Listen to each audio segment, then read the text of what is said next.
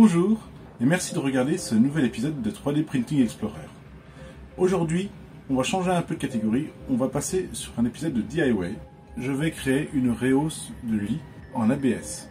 Le dessin en lui-même de la rehausse de lit ne va pas être très compliqué. Il va s'agir d'avoir une sorte d'enveloppe qui va venir s'emboîter directement par-dessus le pied du lit avec un fond épaissi de manière à pouvoir surélever le lit de 3 ou 4 cm supplémentaires. Ce qui va me permettre ensuite de pouvoir glisser des boîtes de rangement en dessous du lit. Puisque les boîtes de rangement sont souvent vendues d'une hauteur d'approximativement 15 à 17 cm. Or actuellement je dispose d'un lit dont l'espace est seulement de 14 cm en dessous du cadre de lit. Pour ce faire, je vais vous exposer un peu plus ma manière de travailler. Je vais tout d'abord vous montrer que j'ai l'habitude de créer un croquis et ensuite seulement de le dessiner en 3D sous le logiciel Fusion 360. On l'extraira pour faire un tranchage via le logiciel Prusa Slicer. On l'imprimera ensuite dans une matière un peu particulière puisque réputée difficile à imprimer, l'ABS. Il est probable qu'il faille plusieurs essais pour arriver à faire une enveloppe de pied correcte. Je vais donc d'abord créer une première ébauche et après avoir testé, je referai sans doute une petite correction sur mon dessin pour réimprimer un nouveau pied qui devrait fonctionner. Je vous montre tout ça en vidéo. Alors pourquoi l'ABS? C'est vrai que j'aurais très bien pu faire ça en PLA, mais simplement le PLA a une adhésion entre les couches qui est un peu faible. Le lit peut subir quelques contraintes quand même si jamais on s'affale brusquement dessus, si à un moment donné on bouscule le lit dans un sens ou dans un autre. Le PLA peut être plus susceptible d'éclater, de se décoller, la pièce de se casser durant ces mouvements-là, alors que si j'utilise de l'ABS, l'adhésion intercouche est beaucoup plus forte, le matériau est beaucoup plus résistant si tant est qu'il soit correctement imprimé. J'ai l'habitude de faire avant de commencer à dessiner en 3D, c'est d'abord de prendre les cotes et de faire un croquis sur un papier. Alors, sur un carnet de notes, moi j'utilise un carnet à dessin, c'est pas non plus besoin d'avoir des traits bien droits, il faut que ça soit vraiment quelque chose qui représente à peu près l'objet et sur lequel je vais pouvoir inscrire les cotes correctes de l'objet. Le gros avantage de faire un croquis avant de commencer, c'est qu'une fois que je vais pouvoir dessiner en 3D, ça va aller très très vite. J'aurai déjà toutes mes cotes, j'aurai pas des mouvements inutiles à faire avec mes mains pour lâcher la souris et le clavier, commencer à reprendre l'outil, faire la mesure, retourner sur le clavier, taper la mesure et tout. Non, j'ai mes cotes sur le papier, donc dès que je les ai, je peux commencer à dessiner en 3D. Le dessin il va pouvoir être fait en moins de 5 à 10 minutes. Ça va vraiment être très rapide. Allez, c'est parti pour le dessin sous Fusion 360. Donc pour réaliser la rehausse de pied de lit que je souhaite faire, je vais commencer par déjà dessiner le pied de lit en lui-même, ce qui va me permettre d'avoir une base. Alors pour ça, je crée un plan en vue de dessus. Hop, je le mets en vue de dessus. Je crée un cercle. Et là directement, je vais pouvoir saisir le diamètre du pied de lit. 7,7. Voilà, donc c'est un diamètre en millimètres. À partir de là, j'ai terminé mon esquisse. Voilà. Je fais une extrusion de la longueur de 15 cm. Je tape 15 cm comme ceci. Je tourne. Il y a, semble-t-il, un petit problème. Voyons voir. Effectivement, j'ai tapé 15 mm. Ça va pas le faire. C'est plutôt 150 mm. Voilà.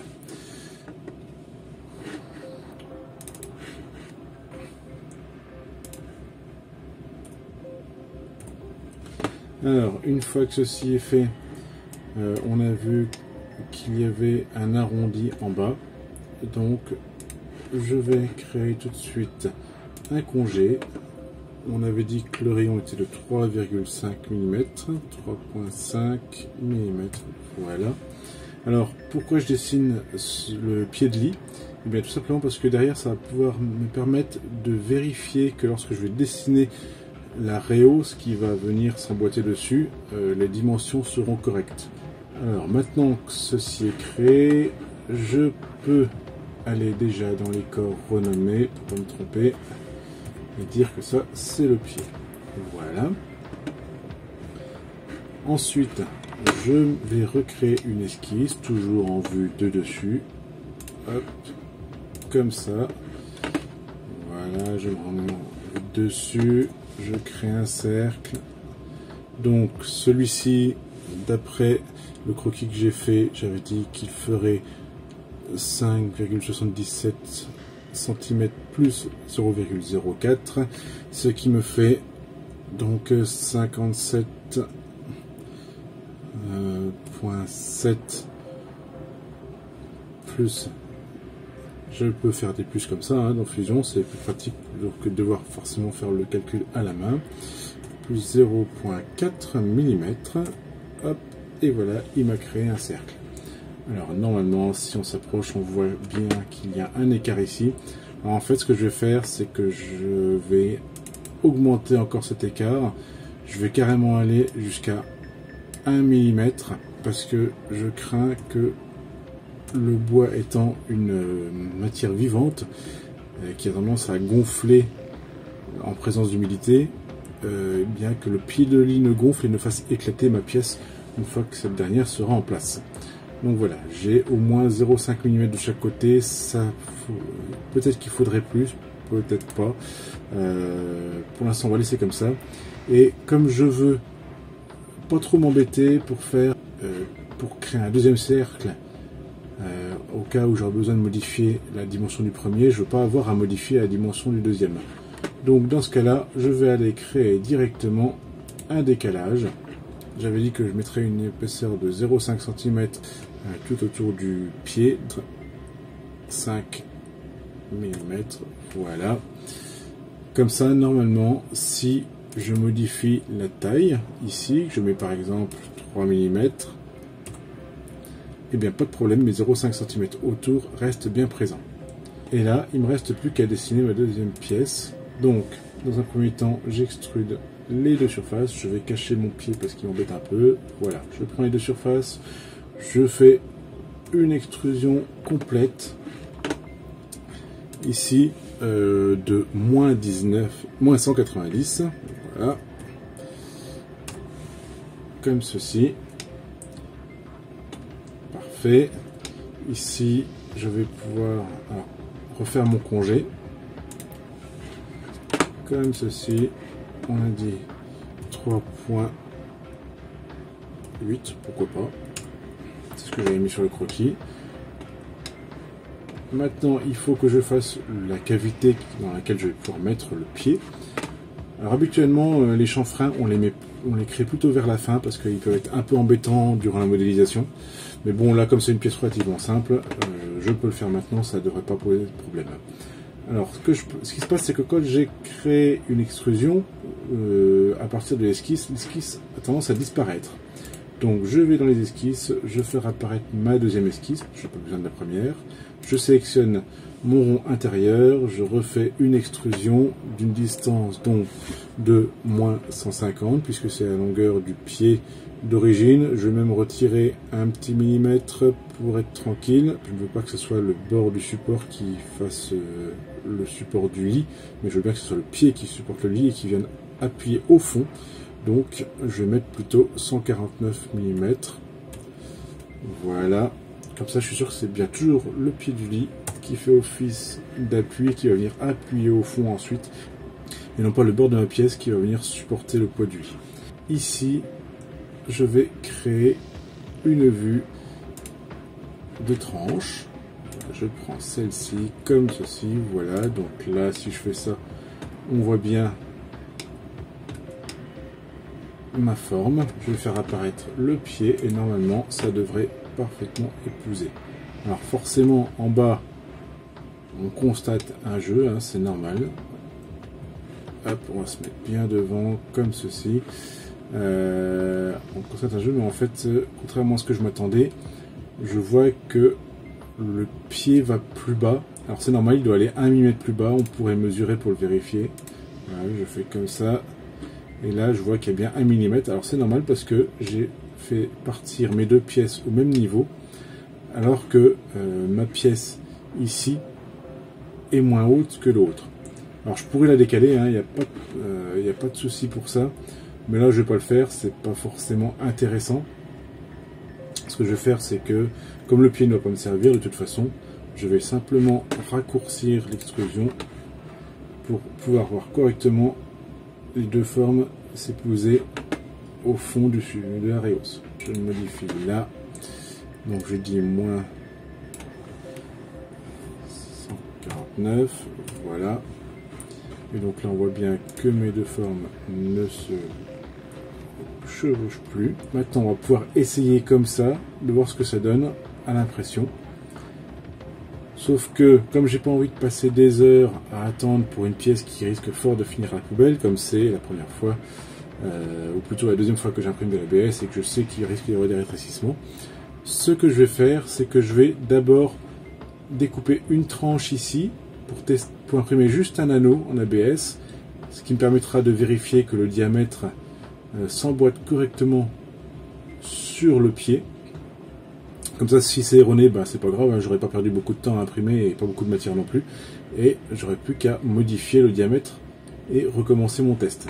Et ensuite, je ferai sans doute un essai ici, mais je n'imprimerai qu'une moitié, on va dire cette partie-là par exemple, comme ceci. Comme ça, je pourrais vérifier le bon emboîtement du bas du pied par rapport à ma pièce.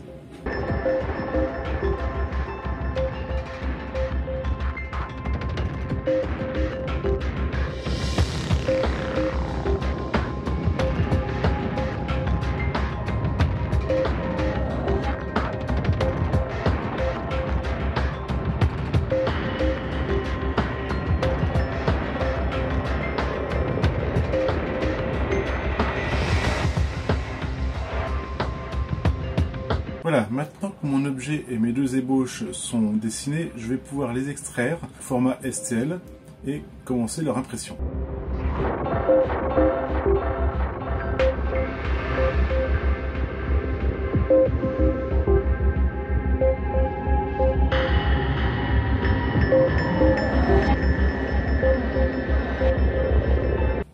Voilà, mes fichiers sont exportés, je n'ai plus qu'à les passer dans le slicer pour les préparer.